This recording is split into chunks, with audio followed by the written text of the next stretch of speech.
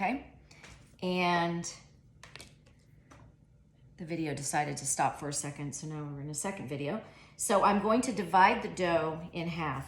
And actually that doesn't really, let's see, it's probably a little more like that. I have a tendency to never get an even division in my dough, so I always have one loaf that's slightly larger.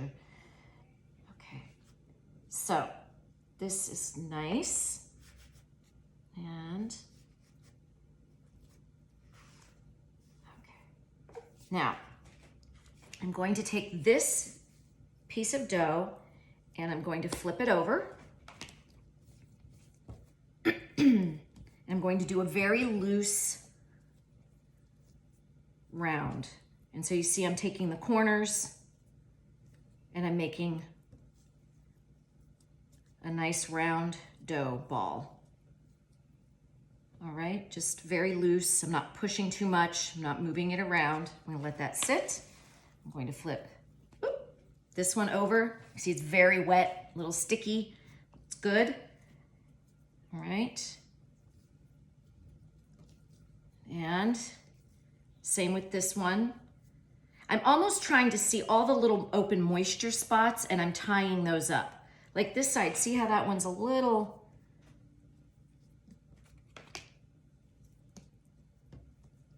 there we go.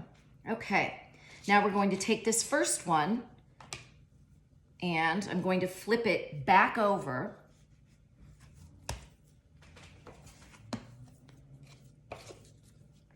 Do a little flour, not much.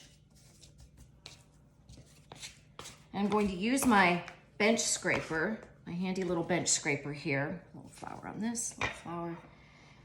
The only reason I'm doing some flour is so that it doesn't stick too much, because all I want to do is coax this into a little tight dough ball.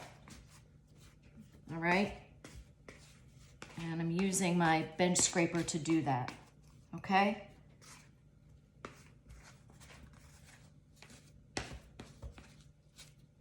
All right, there we go. And then the same with this one. A little flour.